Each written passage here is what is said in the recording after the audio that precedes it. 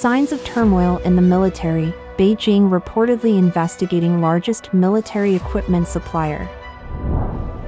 Asia's largest flower and bird market, Guangzhou Fangcun Baiyi city, suddenly catches fire. China's economic crisis hits global fashion. Zara shuts 100 stores in 6 years as luxury brands struggle. 30-year prediction comes true. Insider exposes terrifying secrets of the medical industry. Big Mao doesn't see us as human. Chinese on Russia-Ukraine battlefield regret bitterly. It's all covered in today's China Truths. Signs of turmoil in the military, Beijing reportedly investigating largest military equipment supplier. Reports indicate that the Chinese Communist Party is currently investigating Guangzhou, the vice president of China Electronics Technology Group Corporation, (CETC), a major supplier of military equipment in China. This investigation marks another episode of turbulence in China's defense sectors. Guangzhou, who assumed his role less than a year ago, is accused of significant legal and disciplinary violations and has a long history of leadership within various CETC divisions. This inquiry was highlighted by the Financial Times on April 9 as a sign of ongoing instability in the CCP's military framework, following a reshuffle last year that replaced 2 senior officers in the Rocket Army, responsible for the country's land-based nuclear weapons. Details about Guangzhou's investigation have not been disclosed, and it's unclear if it's connected to the earlier military personnel changes or the firing of Li Shangfu. CETC, a powerhouse in the electronic information sector, runs 47 national research institutes and 11 listed companies, and has often been a target of U.S. sanctions for its critical role in supplying military hardware, including for space warfare. The company specializes in sophisticated military tech such as early warning radars and systems for drones, navigation, and electronic warfare. Additionally, last year's review into misconduct in military procurement triggered leadership changes in the Rocket Army, pointing to problems with former commanders Li Yuchao and Su Zhonghua. Following these issues, Defense Minister Li Shangfu was removed from public sight in August and officially dismissed in October after leading the Weapons Development Department for 5 years. His dismissal, along with several other top military officials, was reportedly due to suspicions of leaking confidential information. As previously reported, on December 29, 2023, 9 CCP military generals were stripped of their roles as delegates to the National People's Congress, indicating a significant shakeup within the ranks. This action is part of broader issues of corruption within the CCP's defense sector, as reported by Bloomberg and U.S. intelligence, which have identified problems like missiles being improperly filled and faulty missile silo covers that could impede launches. This corruption is reportedly diminishing the military's overall effectiveness, particularly within the Rocket Army. The issue of fake combat capabilities was highlighted during the CCP's March sessions, suggesting systemic issues with equipment quality and training integrity. Analysts from Cercius Group have noted a widespread probe within the Rocket Army, with around 70 personnel detained in investigations. According to Chinese affairs expert Wang Youchuan, Xi's ongoing purge of the military following the Chinese Communist Party's 20th National Congress suggests that even after 11 years in power, Xi hasn't firmly grasped military control. As Xi makes more enemies, the ranks of those in the military opposed to him are likely to grow. The inherent conflict-driven philosophy of the Chinese Communist Party means that Xi's campaign to cleanse the military won't cease. Should an unforeseen black swan event take place, Xi could be at risk of a military mutiny at any moment. Asia's largest flower and bird market, Guangzhou Fangcun Baiyi city, suddenly catches fire. A recent spate of fires across mainland China included a devastating blaze on April 9 at Guangzhou Fangcun Baiyi city, reportedly the largest flower and bird market in Asia. In detail, multiple videos circulated on X platform showing the fire at Baiyi City, which began around 2 a.m. and continued burning well into the morning. The intense fire caused extensive damage, forcing merchants to evacuate quickly, while others could only watch helplessly as their livelihoods were destroyed. This disaster is said to have bankrupted many businesses overnight, with ongoing flames and thick smoke. Xiaoxiang Morning News reported the fire originated in the Fangcun flower, bird, fish, and insect New World section of the market, engulfing several shops. Guangzhou Fire Services responded to the emergency by 2:03 a.m. and had extinguished the blaze by 6:50 a.m. The extent of the damage is still unknown. This market is renowned as the largest of its kind in China. Commenters on the incident noted the severe financial impact, with some suggesting that insurance might need to cover the monumental losses. In a related incident, a separate fire in a Wuzhou, Guangxi, supermarket tragically claimed the lives of a family, 2 adults and 3 children, on the morning of April 8, highlighting a troubling pattern of fire-related incidents across the region.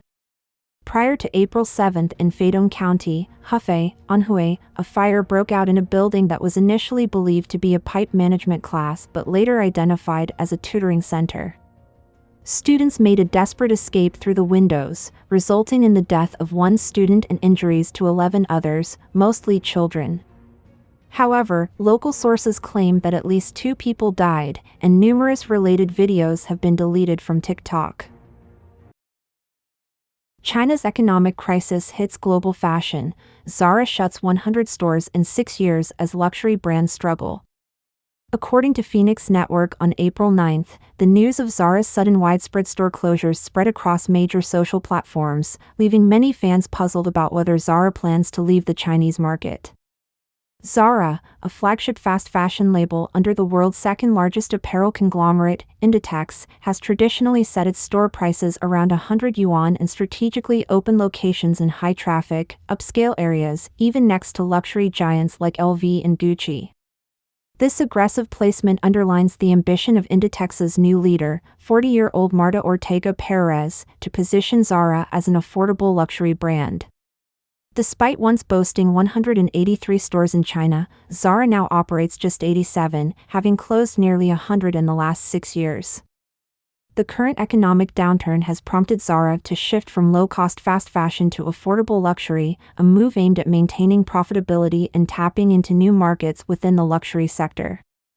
This strategy not only distinguishes Zara from the extremely cheap fast fashion brand Shine but also positions it uniquely compared to other budget-friendly apparel brands like Uniqlo, H&M, and Gap. This trend of contraction is also affecting other luxury brands in China. On April 9, Reuters announced that LVMH, the leading global luxury goods conglomerate, will release its financial report on April 16, starting off the earnings season. Following closely, competitors Kering, Prada, and Hermes will publish their reports a week later, with Burberry and Richemont expected to disclose theirs in May. Unexpectedly, last month Kering projected a 10% decrease in its first quarter sales, far worse than the 3% drop anticipated by analysts, placing a damper on the upcoming financial disclosures. This forecast followed a significant drop in Gucci sales in Asia, signaling potential troubles for other luxury brands in the Chinese market. Following this announcement, Kering's stock plummeted by 15%, LVMH's by 7%, and even Hermes, usually robust, dropped by 2%. Olivier Apton from Alex Partners described the situation as a prolonged crisis with an uncertain outcome, pointing out that traditional growth drivers have been inactive for some time, marking this as an unprecedented downturn.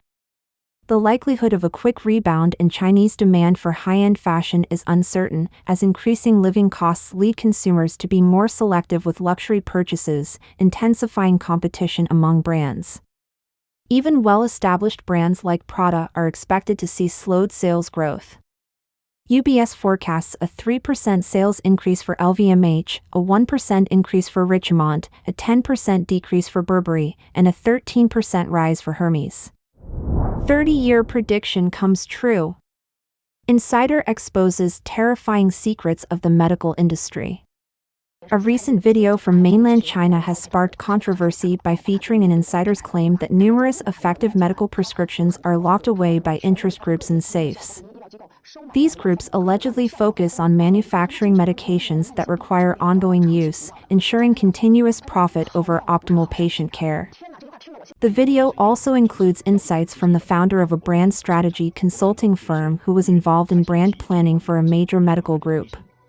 She discovered a safe containing various powerful prescriptions purchased from academic and medical institutions and questioned why these were not being used to treat chronic diseases. She shared that company staff blatantly stated, "Good medicine is not a good product," implying that the ideal products are those that keep patients dependent. Disgusted, she suggested that they might as well sell marijuana instead of engaging in legitimate pharmaceutical marketing. She recommends that people learn traditional medicine and culture to prevent being victimized by such practices. This sentiment is supported by Professor Xingqiang from Taiwan, a scholar who has taught in mainland China, who lamented 30 years ago about the shift in healthcare motives towards profit, leading to a decline in the quality of medical care. He criticized the transformation of some hospitals into businesses focused more on profits than patient care. An article in China Report Weekly highlighted the negative impacts of the medical industrialization reforms initiated in the 1990s in mainland China.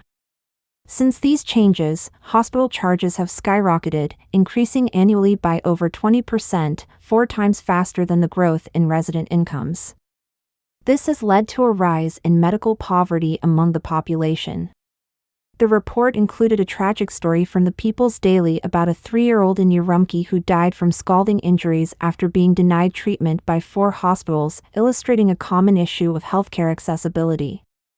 Additionally, it was revealed that hospitals charge exorbitantly for medications, such as Ximai injections, which cost 17 yuan, about $2.35, to produce but are sold for 112.7 yuan, about $15.58, whereas discount pharmacies offer them for 45% less. The itemization of hospital bills has become excessively detailed, including fees for basic services and even bill printing. A 2003 survey by the China Consumer Association showed that 50% of Chinese avoid hospitals due to these high costs, often waiting until ailments become severe. Despite more than 2 decades, these problems persist. Doubts about the efficacy of Chinese medical insurance have grown, with some describing it as fraudulent. For example, one patient noted that the cost of insulin, even after insurance adjustments, was comparable to buying it at full price from a pharmacy, suggesting systemic inefficiencies and possible deception. It is evident that medical insurance fails to significantly reduce the healthcare cost burden for the public. A heartbreaking video recently shared online features a 13-year-old boy pleading with his parents to stop his medical treatment. He reveals that after 3 years of chemotherapy costing over 800,000 yuan, nearly $111,000, his mother had to desperately borrow money, crying as she made the calls, which deeply saddened him. The story has moved many viewers to tears. 2 years after a survey revealed that 90% of young people fear illness, the issue has once again become a hot topic. The phrases "afraid to get sick," "can't afford to be sick," along with health anxiety and work stress accurately describe the current state of young adults in China.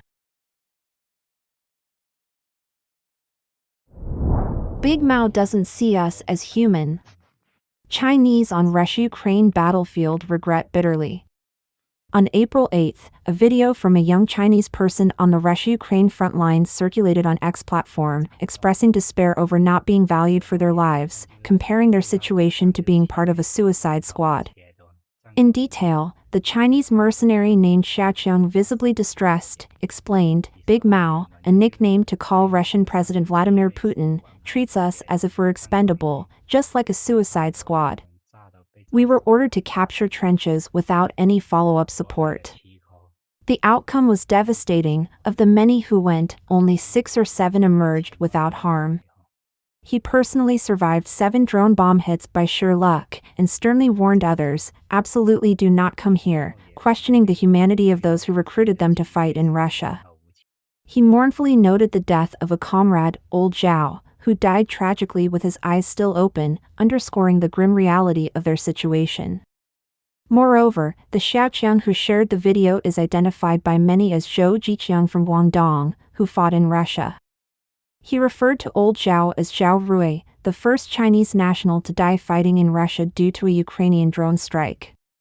Radio Free Asia reported on December 25 last year that Zhao Rui advised against joining the conflict, stating, "Don't come here, it's not worth it.